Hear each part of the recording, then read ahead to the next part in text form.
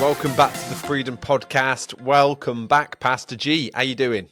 Happy Christmas, Josh. It's You nearly getting that Christmassy? time of the year. Are you getting Christmassy now? Oh, we definitely are. Definitely in our little place at home there. There's Mother H is Christmasing everything. Every time I get back, there's a new additional little decoration. She's making wreaths everywhere. So yeah, we're having a very, very Christmassy time. That is awesome. When we were growing up, I used to love getting the Christmas tree and decorating it and getting to put on some things onto the tree.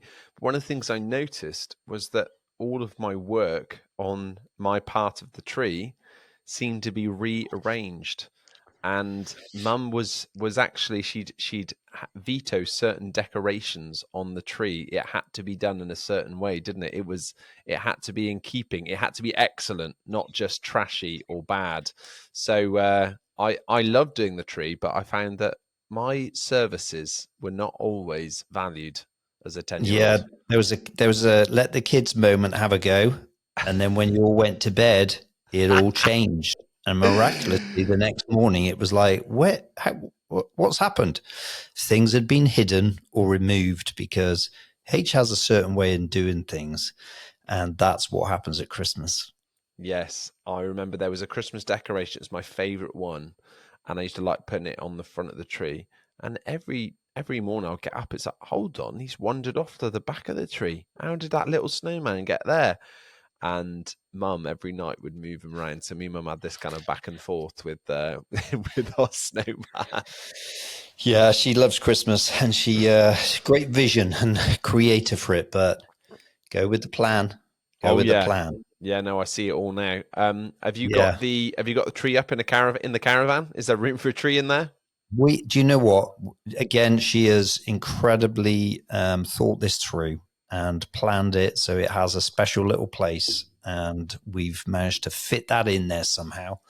Not only that, but we've got a little outdoor space, and we've got a number 2 tree in there, Josh. Wow. And How on earth? and it sort of is almost growing. It's sort of, there's you have to keep an eye out. You never know what's happening because a new little her ideas decoration. keep coming. So yeah, very excited for this time of year. But the biggest sort of, I guess, thing that we will miss is you, the other, family, all over there in the US, and our little grand kiddies. How are they, Josh? I bet they're excited. Are they? Is it ramping up a bit? They are. They're all bouncing around and opening their calendars every day and counting down every moment till they finish school and can just be off for Christmas. So it's really exciting. What a marvelous time. Yeah, but it's definitely a time of year as well. You miss being back home and you miss being around all your family. We're missing you guys, missing being around the rest of the family this Christmas. Yeah, and a shout out to all those families. And I know in Freedom, we have so many church planters, pastors who have left their homes, who are away from home. It's not just our family. There's many people out there. So yeah, we're thinking of you this time of year. If you're separated from family, you got loved ones away, praying for you and just believing that's to be made up in the time to come. But yeah, bless you guys. Come on. Yes, and as I was reflecting, we're obviously heading towards Christmas. We've had some brilliant Christmas events happening all across Freedom Church over these last couple of weeks, haven't we? We've got hours to come here in the USA, which is going to be this Saturday. We're really excited about those 2 Christmas services we're doing, really believing for big things. But as we come to the close of the year, I'm thinking about all that God's done through this year. And as I reflect on that, I'm thinking around there's so many things that happen that we did not see coming. And, you obviously want to get plans together. And I know even now people are going to be thinking about their 2024, maybe got some hopes, ideas, dreams, visions, and they'll be thinking about maybe what's to come. And it's like, you don't know what God's going to do. You don't know what's going to get thrown your way. And it's like, you've just got to be prepared. And I thought it'd be great to have a conversation today about how we prepare ourselves for what's to come when we don't know what's coming. We can have some idea or some expectation, but God's good at surprising us, isn't he? Yeah. And especially when you follow Jesus, when you choose to live the life, it's in it. When he said, follow me, you follow him for an adventure. And it's not an ordinary life. It's not predictable. It's not, hey, well, I think it must be really sad that if some people are going to enter 2024 thinking, well, I guess it's just a repeat really of 2023 with a few improvements. I love the fact that when you follow this life of faith, you don't know what's going to happen. Do you know what I mean? And it brings this anticipation and excitement. And that's where we are. I think at the end of the year, you look back and it's true, isn't it? We've looked just like an hour or so ago with some of our pastors and just reflecting on, if we'd have known this time last year what was about to happen through this year, many different ways, we wouldn't have believed it. Like, right. God has moved in so many ways, and some of those things have been a surprise to us. Some of those things have been challenging and difficult. And some of those things have blown our mind, how good God has been to us. And we have seen like growth. We've seen double. We've seen new people. We've seen restoration. I mean, it's just, it blows me away that we get a chance to be a part of this. And yet now we're heading towards the end of this year, where part of that is now closing out the old, and we're getting ready for the new. And that's where we are. That's the exciting part. Yeah, come on. And I think that one of the messages that's ringing in my mind from that you spoke, I think it was last year, was about staying surprisable and having this thing of, we've got to keep knowing that God can move, that God can do it, that God can turn everything around, because he really can shift things in such a huge way that is beyond what you can ask or imagine. You might have had the situation that's been the same this year as it was the year before, as the year before that, as the year before that. And yet, next year, God could turn everything around. And we've almost got to hold on to that faith and that belief that things can shift so quickly for God. For us, it can be almost frustrating, disappointing, but God can do it in a moment. He can come and move in and change the whole thing and turn it around. Yeah, I think the worst place that we can get ourselves in is when we have already concluded what next year looks like. Yeah. I think God has always like warned me, don't you prescribe and actually plan out and think, oh yeah, well, we have a plan. And it says, man has a plan, you commit to God, but he guides you through it. And for us to think that we really are, first, I don't want to be the one who actually determines how next year is all going to work out. I want God to determine it. And so I know in part, I know some of those things, but I don't fully know what God has, and his ways are greater than mine. And I hear some people they've resigned themselves to what it looks like next year. And it's like, where's faith within that? Where's that expectation? Where's the promises that you've almost given up on that and thought, well, maybe it's not really going to happen this year. So I've already decided what it's going to look like. So I think at the start of this, time together, I think there is something about challenging us that let's not prescribe what we think next year's going to look like. Let's remain surprisable. Say, God, you're a God of the surprises. Do you know what? Anything could happen. And there's faith involved with that, because some things we just, give up on. But as we approach this new year that's coming, I think it's like, God, anything could happen this year. There's change. When change is involved, do you know what I mean? Anything can happen. And that's the God that we serve. So good. One of the things I was reflecting on, G, as we were thinking about what to talk about today, was around how even this last January this year, I think it was Chris Coppock had a conversation with you about stepping out of our leadership team and transitioning to something else. And obviously that was a big shift for us, because we'd all really had the same team for 10 years. Yeah. And then that was a kind of, right, we've got to shift, we've got to change in the way that we're operating. And then it was only then within another 3 months that we had this whole interaction with ARC, and we start looking at the way that we're church planting. And then that same week later, we are launching 72, and we're saying, right, we've got a vision for these coming next 4 years that we're going to double all of our churches. So it was like, right, we're going to shift how many churches we're planting. We're getting big vision again for the first time really since 2014. and we're also going to change the way that we do it. We're now seeing, we were on a call with our pastors this morning, weren't we, and just hearing from them, and it's like pastors are stepping into full-time ministry for the first time this week. Some people, they've just finished their old jobs and stepping into this full-time. We've got guys who are still working their old jobs, but they are preaching locally for the first time, week on week on week, and just talking about that and the shift that that's been for them and their churches. None of these things we really knew about at the beginning of the year in a significant way, but we've had to change. We've had to let go of some things. We've had to transition.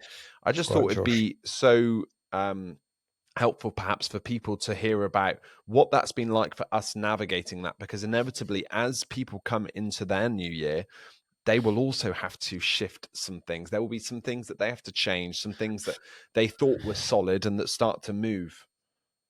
Yeah, as you said, Josh, about, Chris, our brother Chris Kolperk, absolutely love him, and been part of our team for 10 years, and we have journeyed through so much. Yeah. Like where we are now, so much of what he's poured in.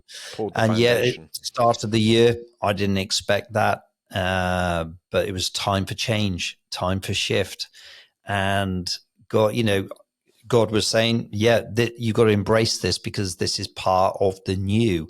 Now, you don't necessarily always like the new because you don't always see it. Yeah. Right. So at that point, it might be, hey, can we always do life like this? Can we always have Chris in our team, and there's this loss, and there is a loss because, the situation changes, but Chris then steps into what he feels and convicted about as what's next for him. And I think there's so much in this for a lot of us. We like to keep hold of what we've become familiar with, what we prefer. We just, the four of us just had a connection together, but now it's changing.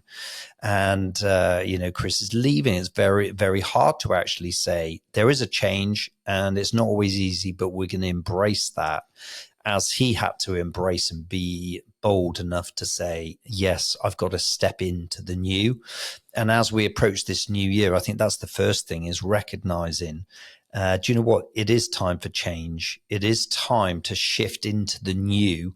And that's not always because, hey, this appears to be the best thing, the most comfortable thing.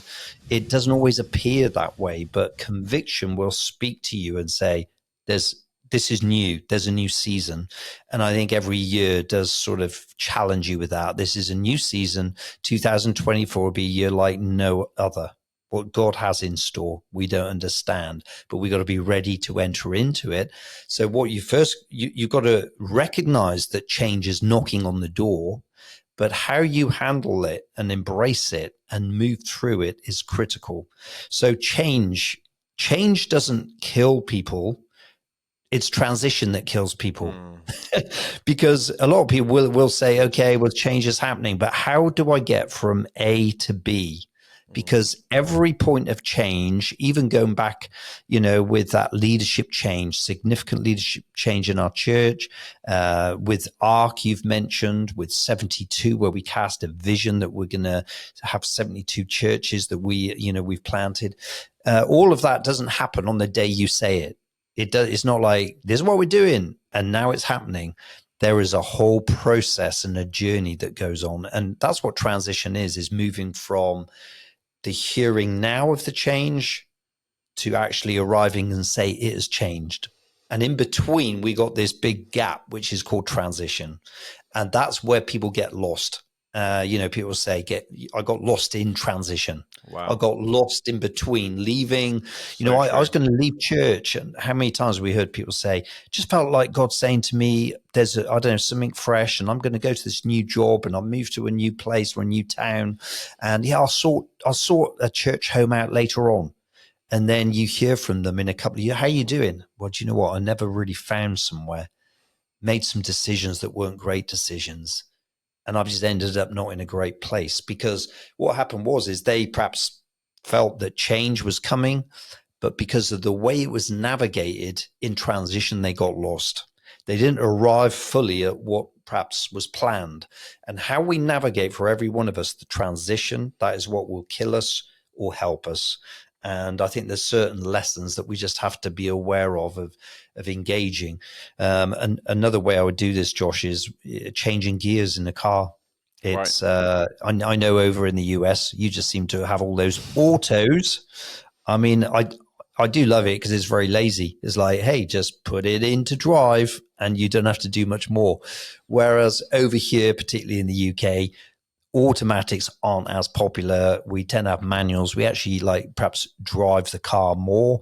And in that sense, when I talk about gears, is you have to put your foot on the clutch, you have to engage that gear and you move it through the gears. And the most sort of dangerous part of doing that is when you're in neutral. You wouldn't leave the car going downhill in neutral without being in a gear, because you'll be taught when you're driving it's the most dangerous point. And yet that is because you haven't really engaged the gear, so you haven't got full control. And I think that's a little bit like, transition is sometimes we've left where we were, I don't know, fourth gear, but we haven't got into fifth. And it's been a few weeks and we're in this neutral position. You got to be aware. And sometimes that's the way it is, but you got to be very aware that there is a vulnerability in transition. Where you're thinking, is this going to come through? Am I actually arriving here? Is like keeping focus on the road, keeping focus on the direction when you're in transition. Those things are really important. Definitely. And I think that one of the key parts of embracing those changes as well that happen is you do have to let go of what you had to be able to receive. And I think that it's a really interesting thing that God does, where you don't get always the promise or the picture of what's next. You just have to be faithful with opening your hands. And I think about when we first received a word about coming to the USA, it wasn't about what we would do next. It was actually started with let go of what you have. And it was talking about raise up your replacement. And I remember going to Clem, the guy who spoke to us and gave this word to us. And I was like, well, what's the rest of it? It's like we're letting go of this, but what do we do then? It's like just open your hands, let go, raise up your replacements, get your substitute ready, and then we'll talk about what's next. And I think even for coming into this next year, it's like how strongly do we hold on to things? Do we? Yes. I remember when for example, we had that conversation with Chris, and he said, "I feel called to step out of the team, and this is what God's been speaking to me about." And it's like I love Chris, and I wanted him to stay, and it's like what? I can't now convince him to stay. This is about saying, I honor you. I'm so grateful for all you've done to serve. That's my initial response, is to say, even though my heart wants you to kind of stay in the team or whatever it might be, it's like I am I'm releasing you, because I know we've got to let you go and do what you feel called to do so that we can embrace what's next for us as a church.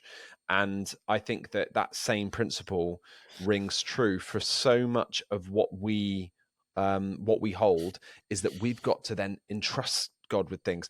What happens is we often feel a little bit like, because we find security in our familiarity, don't we? We found like, I know this, I know its rhythm, I'm confident of what it looks like, but actually it requires more faith to say you're going into the unknown, because it means you have to trust God again. It means he has to be your provision. He has to be your guide, rather than just what you've become familiar with. Yeah, I think when you recognize that there's a new season approaching, well, the new season, it demands change. And part of that change is you've got to let go of what once worked. That's hard because, well, it worked, and maybe it's even working right now. So at that point, again, we've often thought it's actually going quite well. Remember what we covered last week, Josh, and we shared the story about the whole going back when we had that building, Brook Hall, and it was working, and it was like everything was actually doing really well, but the new season was knocking, right? And it was saying, do you know what, you've got to let go first. Same as you, Josh. I'm there saying, what what's next then? Where are you taking us? Is like, no, you got to let go of this Mm, bit first. And it was working. So it wasn't failing. It was in my perspective, it was like things are healthy and going well. And God said, yeah, but do you want the greater? Do you want to move into what I have? You don't know what I've got, but you've got to let go of what once worked. And I think that's very hard sometimes because we get security out of what's working. It's like, well, if I almost let go of this, and you had to do that with Hereford when you stepped out, it's like it was going really well. And you and Rose had to say, we're going to let go and hand this over, almost like then moving over to another country that sort of, you didn't even know how it was going to work out. And actually, the way wasn't easy, but it was what God had planned. yeah. And there is this transition, and it took you some time because it didn't happen quick. You actually had a bit of a waiting period where you had to keep your eyes focused on, no, God has spoken and will continue to take steps towards it. But you had to let go of what once worked in your hands to embrace, even right now, what you're seeing in Raleigh for this, this Christmas, and how what is taking place and the lives that have been impacted. But you had to let go. It involved letting go. And we love as human beings almost grabbing, holding, keeping one hand. It's like, okay, I'll take one hand off it. Can I keep one hand on? Because we're like beings of like security and comfort Right. until I can grab the new thing and then I can let go. It doesn't generally work like that with God. He's saying, let go both hands. And maybe, again, there's some people listening to this who, you're entering into this new year. There's some things that God has said, you know what, it's been great. What's taken place this year. Maybe it's worked, but maybe God is saying for you to embrace what's coming, you need to let go of what you've almost got attached to so you can see what God's going to do through you. Come on. And there's always the greater thing, isn't there, that God wants to do? Yeah. And so imagine you hold on to what you have because it's secure and it's familiar, and then you miss out on what's next. And the scripture that's coming to mind for me, or the part of the Bible, is around how the disciples, they do not want to lose Jesus. And Jesus is saying, it's better for you that I go. It's like, I know you're Wow. grieving that That's I'm great going scripture. to be stepping away, but it's like, it's familiar. They've had the most incredible journey. They've seen Yeah. like lives transformed, people being resurrected from the dead. They've seen blind eyes open. It's been phenomenal. But also there's this friendship, there's this relationship, there's this familiarity, there's this identity. They're the disciples. They're the ones that's serving the Messiah.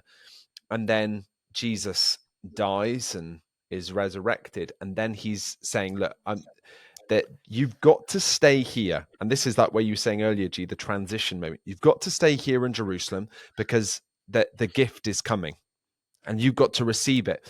But you've got to wait. It doesn't almost like, right, as soon as Jesus has gone, the Spirit of God comes upon them. There's this period of the in-between. And as they then receive the Spirit of God, they go from being the disciples to being the leaders, the apostles. Peter gets up, thousands of people start getting saved. And I think about if they'd held on to what they had before, this gospel doesn't spring forth out to the nations. I think of our pastors earlier this year. We're starting to say to them as the year progresses, we're going to be asking you to get bigger vision. We're going to be asking you to step away from the familiarity of the model that we've known and doing church as one church, but actually we're going to become multiple Freedom churches and Courageous Church as well in Charleston. Yeah. And so you're going to actually have to let go of some of the familiarity of the way that we've been doing church for years and embrace pastoring locally, embracing your call as an anointed leader, embracing communication. And that's a big step up. That's a big change. It's a big transition.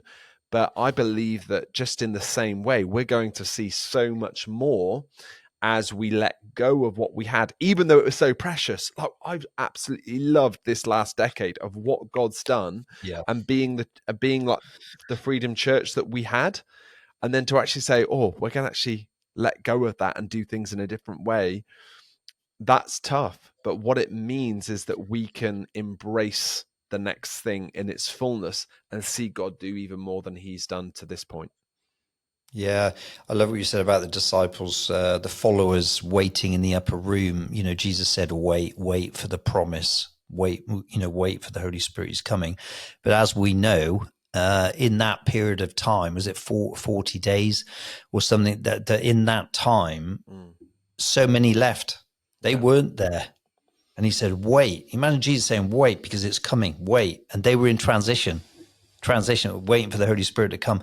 And again, that's another thing, is sometimes it's actually waiting in the transition, being faithful in the transition, where it's like, where did they go? They got distracted. Maybe they gave up hope. Maybe they thought, I got a bit fed up in this transition. I think I've given up. Maybe this gift isn't coming at all. And they didn't wait out the time. And they were not there when the Holy Spirit turned up. It was those that waited. And that, again, I think I've learned over the years is in transition, be faithful, wait for him. He's not working to your time scale.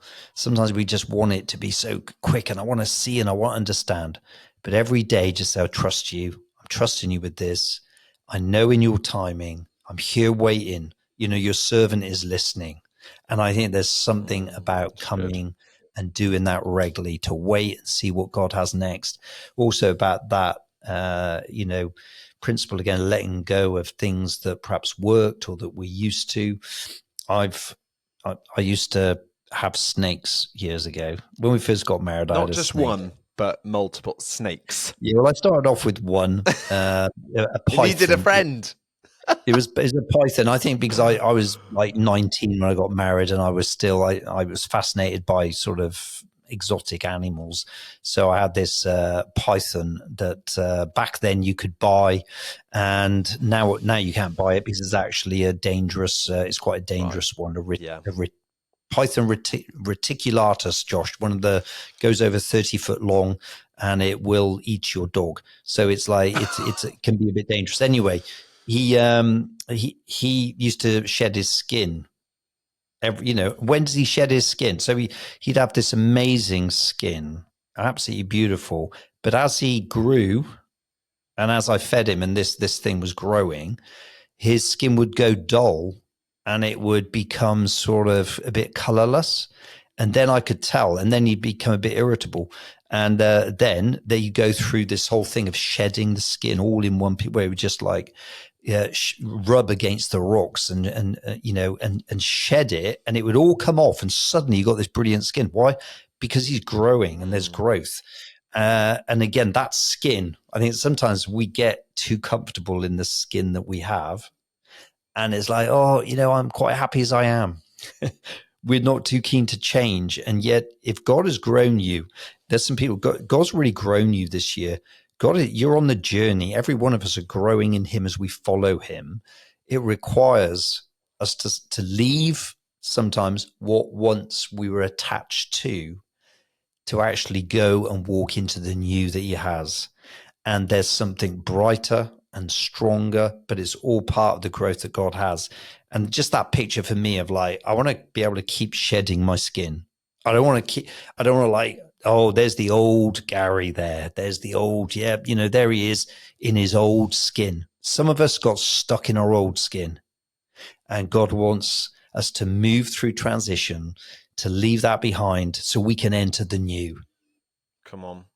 And I just want to honor you, G, for the way that you and H have led our church, where you've never allowed us to get stuck in our ways. You've always allowed us to shift forward and not just get almost too familiar with the way things are, but saying, no, we're going to let go of that. What's worked so well, what's been familiar, even things that we've enjoyed and celebrated and loved, is that we're going to let some of that go so that we can embrace what God's calling us to next. And I just honor you guys as leaders in that, because I know that it's not common. There's so many people that even as time goes on, they want to hold on to what they have. And I think that for you as leaders, leading us into this next era as Freedom Church, into this new year, with what's next for us all, it's only because of your willingness and your nature to be releasing and to want us all to embrace the changes that God has for us. Yeah, Josh, going back over the years, as we were one church, 12 years ago, we were one church or so. Yeah. And then we went then with our starting to plant churches, and then we had our 10-4 vision, and then it's grown from there. Yeah. You can imagine that what we had in place when we were one church, the structure we had, the way we did things, it was obviously very insular. It was just about us. And when we started planting churches, even the first one and then the second one, we had to change the way we did things. This happens in business. If you're a one-man building band, as it's just you and your dog, but I don't know, you've seen some success and you want to start growing that thing. You take on a laborer, someone else, a carpenter, a skilled person. You have to then get another van. You have to start getting another dream for things. You have to leave the way that you did everything and start to manage. And I think this is something that happens in our spiritual lives. Is we talk about change, and people say, "Yeah, I'm ready to change," but they don't change their mindset. And that's something I want to really impress on this call. Is you say, "Yeah, I'm up for change. I'm all up for it, and I sort of want to see the new." But we want to stay and get stuck in the way. We still want to think the way we think, and we're still planning like the one-man band. And we don't want to change. We still want our hands on the tools. We still want to do. Yeah. We don't want to grow into the new and do things we haven't done before, because we like being down here. You won't grow. You've got to let go of the old to embrace the new, but you've got to get a new mindset and a new skin to be able to grow that company that's now, I don't know, I've now got 20 guys working for me. That doesn't just happen. Through transition, there were decisions that were made to see the new come in, and it means stepping out from things and growing into the new. And that's what God does with every one of us spiritually. If we're all spiritually growing, God is saying, come on, step out of the old into the new. And that requires a different mindset. Come on. Well, that's a great place to leave it on, G. And we're just thankful for, we were just, before we started this podcast today, we were just praying for you all. Just so grateful for the people who have made time to listen to these conversations, to think about these things, pray into them, make space in their week to reflect on some of these things that we've got to talk through this year. It's been amazing seeing people engage and grow from it. We love hearing how it's impacting you. So please feel free, whether it's commenting on the YouTube or to get in touch in another way, or if you see us personally, let us know. But we love hearing that. But we are wishing you the most merry of Christmases. We're wishing you a happy new year, and we'll be back, won't we, G? In the new year, we'll take a week or so off now, and then we'll be back with a new episode in 2024. Yes, guys. We are praying to everything that God has for you. And I just know that what he has is always greater. It's always better. It's always, it's always hope-filled. And as you go through this Christmas, we're praying that hope, the excitement. We started off talking about remain surprisable. Just get that excitement in your heart that his plans are greater for you and what he has in store for 2024, really. Corporately and individually, what you're a part of, your life matters, it counts, and God has got plans. Get ready for the new. Have a fantastic Christmas. Sending our love to every one of you and your family. Brilliant. All right, well, we'll see you soon. Thanks for joining us.